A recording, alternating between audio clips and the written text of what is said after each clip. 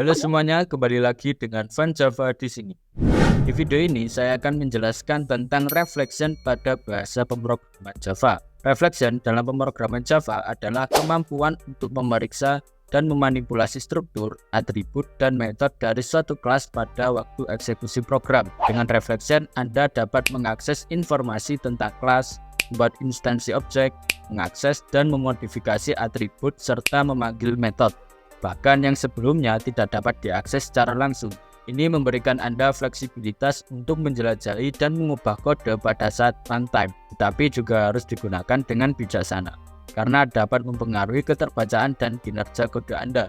Berikut adalah contoh kode yang menjelaskan tentang penggunaan reflection di Java. Jadi di sini saya sudah mengimport seluruh kelas yang ada di package yang namanya reflect. Setelah itu ada dua kelas ya. Di sini ada kelas person dan ada juga kelas X reflection. Di mana kelas person ini yang nantinya kita akan coba untuk memeriksa dan memanipulasi struktur yang ada. Jadi di dalam kelas person ini ada dua variabel. Di mana dua variabel ini akses modifiernya itu berbeda. Ada yang public dan ada juga yang private. Begitu juga dengan dua metode ini. Ada yang public, ada juga yang private. Nah, di kelas X reflection ini kita akan coba untuk melakukan reflection di kelas person ini. Jadi langkah pertama yang harus kita lakukan buat bash vm, kemudian kita membuang seluruh exception yang ada. Jadi kita menghindari yang namanya trackage ya. Setelah itu kita akan mendapatkan objek kelas yang mewakili kelas untuk dilakukan reflection. Anda dapat melakukannya dengan menggunakan titik kelas pada nama kelas. Contohnya seperti ini. Di sini saya sudah membuat objek kelas ya. Namanya itu adalah e-class. Inisialisasi dari objek kelasnya itu kita panggil kelas yang akan kita lakukan reflection. Kemudian diikuti dengan titik kelas. Setelah mendapatkan objek kelas, kita bisa mendapatkan informasi yang ada di kelasnya.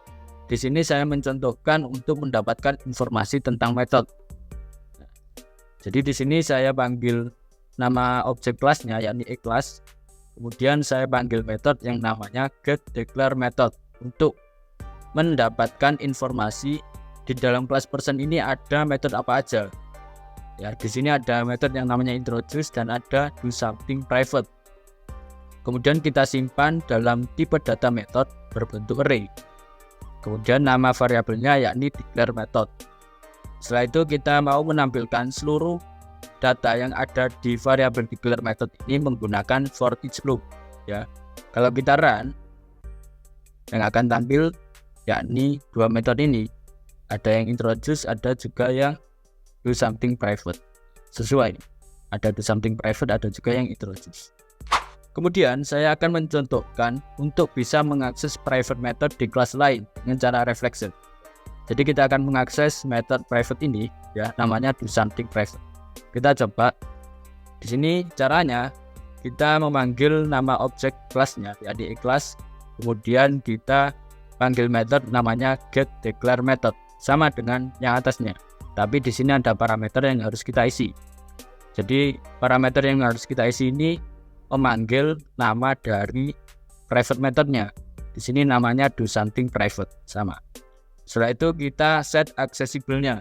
Kita menggunakan true agar kita mendapatkan izin untuk mengaksesnya. Setelah itu kita bikin objek ya, kita kasih nama person juga. Kemudian kita menggunakan fungsi invoke dalam reflection untuk memanggil metode dari suatu objek pada saat runtime. Objeknya yakni person. Jadi kalau kita run, yang akan tampil yakni dari blok kode doSomethingPrivate, yakni this is a private method. Oke, sekian dari Van Java. Thanks for watching and see you next time.